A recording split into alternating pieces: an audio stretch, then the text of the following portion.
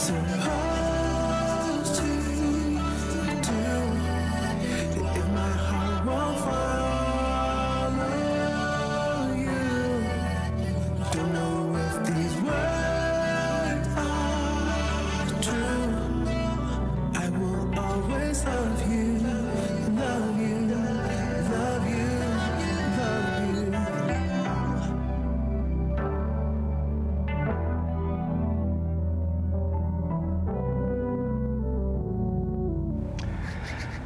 Good evening, this is 5 on 20 News with Jamain Miller.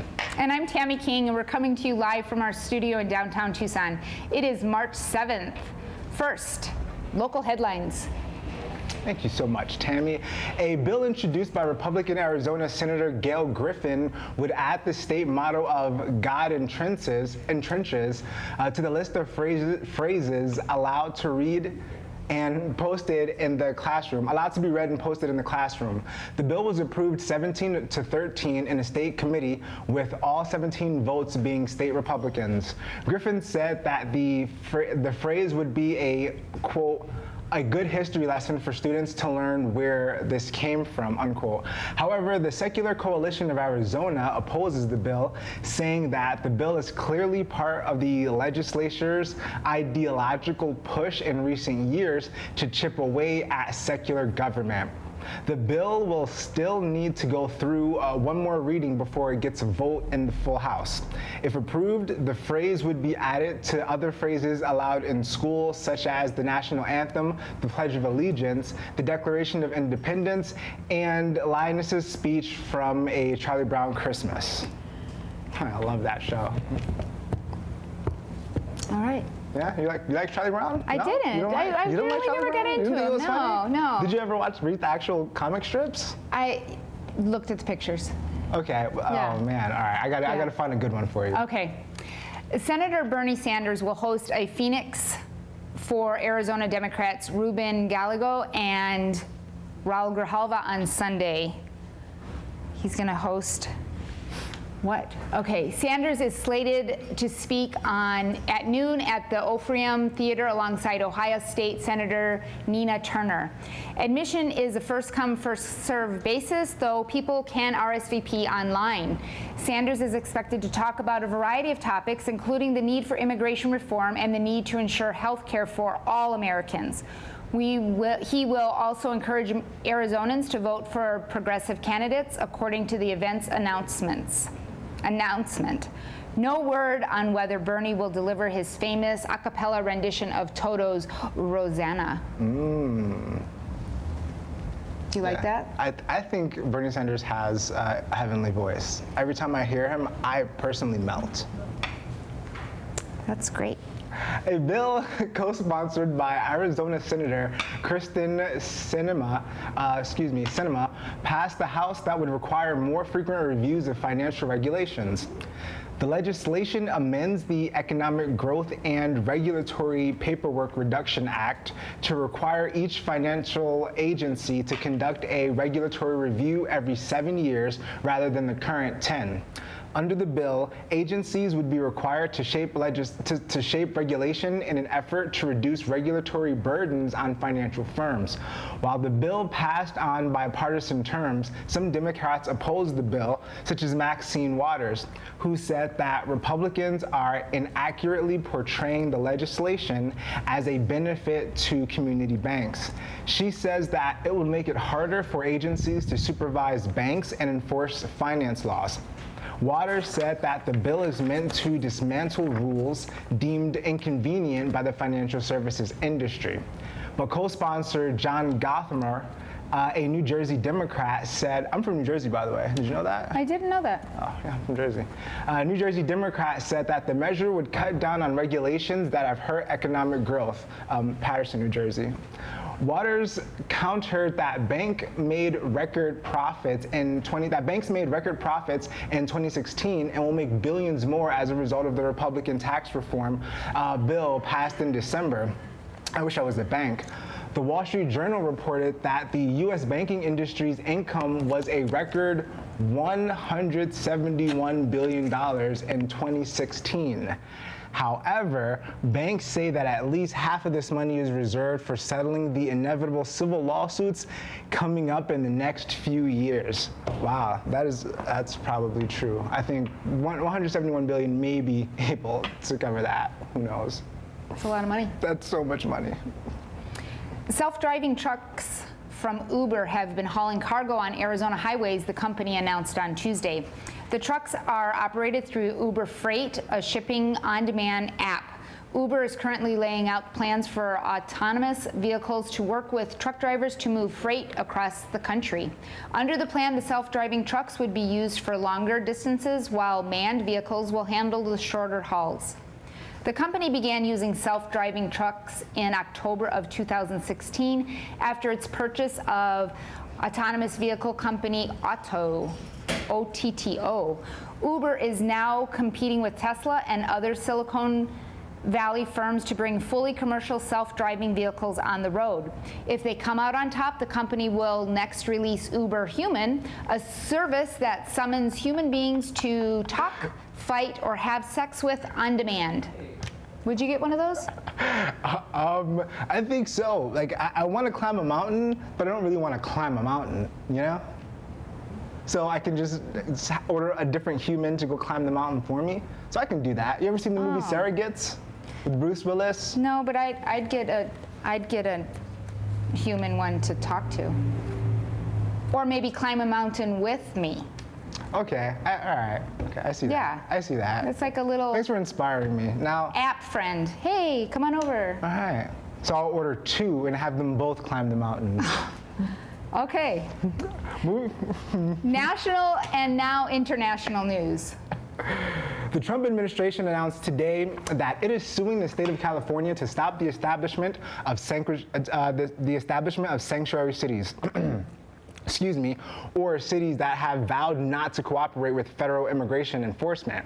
The administration has reportedly attacked sanctuary cities for protecting dangerous criminals. Cities such as San Francisco and Los Angeles have declared themselves sanctuary cities and claim that protecting residents from immigration authorities helps reduce crime.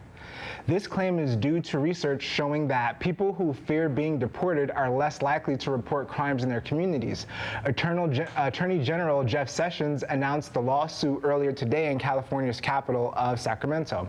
Sessions said that the Department of Justice and the Trump administration are going to fight these unjust, unfair, and unconstitutional policies that have been imposed on you. California Governor Jerry Brown and Attorney General Xavier Becerra were named as defendants in the suit. Becerra tweeted today that no matter what happens in Washington, California will stay the course and enforce all laws and protect all our people.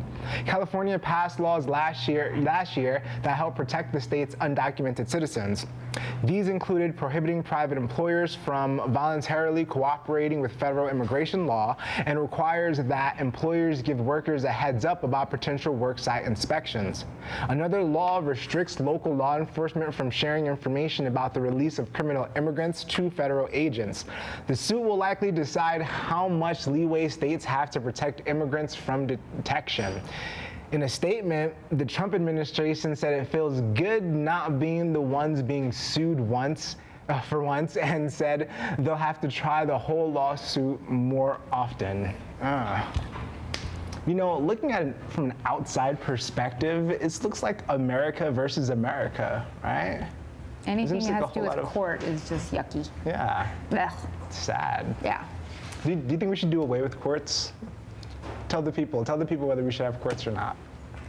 No, I think there's a place for courts. Okay. Yeah. I agree. Yeah. Mississippi approved the nation's strictest abortion law yesterday, which prohibit abortions after 15 weeks of pregnancy. The Senate passed the bill on a 35-14 vote and will be held for more debate before it's sent back to the House. Governor Phil Bryant is expected to sign it. Current Mississippi law outlaws abortions after 20 weeks for the state's one remaining abortion clinic in the capital city of Jackson. The Center Jackson Women's Health Organization said that they would be forced to turn away some patients and refer them out of state. Clinic owner Diane Dursees said the bill is unconstitutional because of a 1992 Supreme Court case finding that states could not place an undue burden on a pregnant woman seeking abortions. Exceptions would be allowed in cases of medical emergency or fetal abnormalities. It does not provide an exception for cases of rape or incest. Senators did remove a provision that included possible felony charges for physicians who performed abortions after 15 weeks.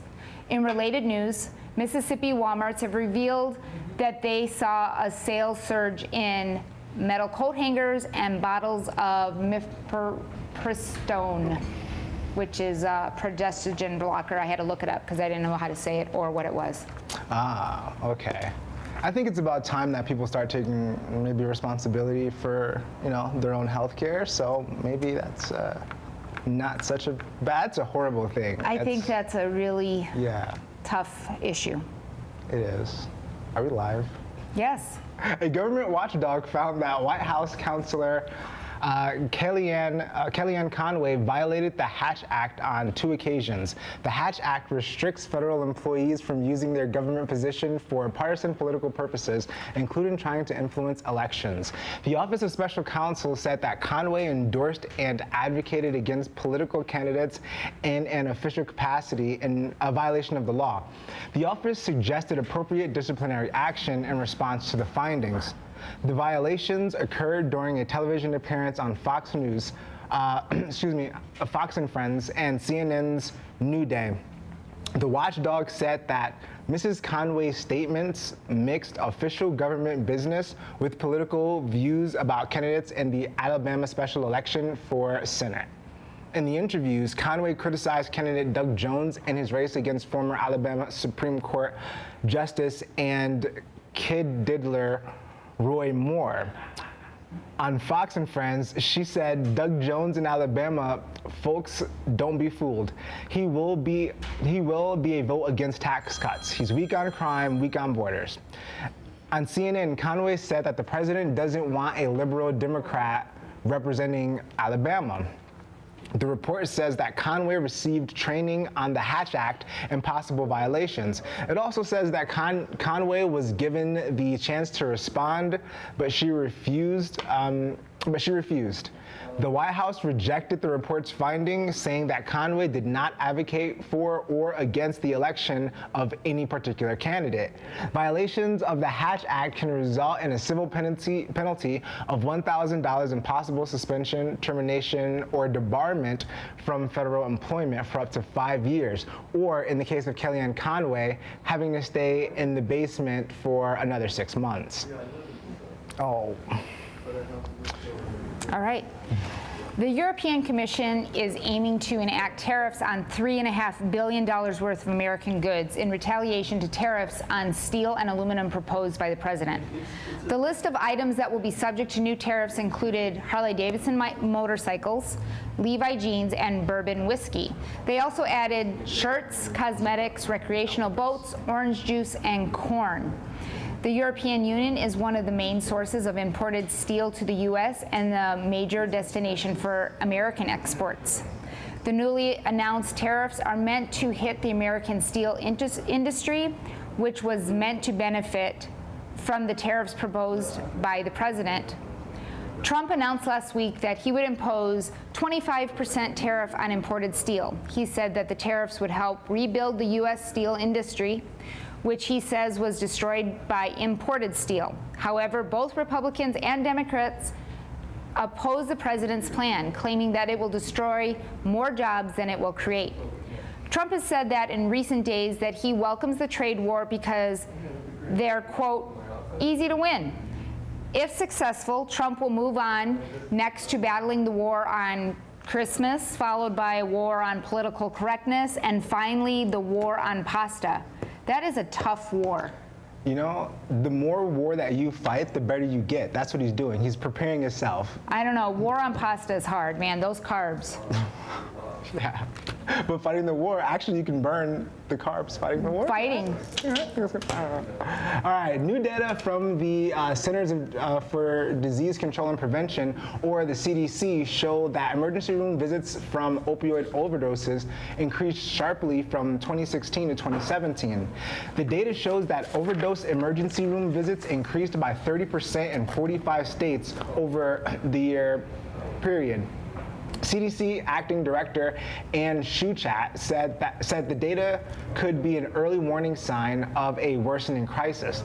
The agency found that overdoses increased in every region of the country, including 70% in the Midwest, 40% in the West, 21% in the Northeast, 20% in the Southwest, and 14% in the Southeast. The increases were experienced by men and women of all age groups. In response to the report, President Trump tweeted, "Lowest rated Oscars in history." Problem is, we don't have stars anymore, except for your president. Just kidding, of course. This was 5 on 20 News with Tammy King and Jamain Miller. Be sure to like and share and subscribe to our YouTube account, and don't forget to follow us on Facebook, Instagram, and Twitter for all the latest Creative Tucson news and content. You can also feel free to get in touch with us at info@creativetucson.org. Are you ready? Thanks for watching, and stay creative, Tucson. There was no "and" there. I messed that up. Yeah, you did. Gosh, I quit. Wait, let's do it again. I just Let's do it can't. again.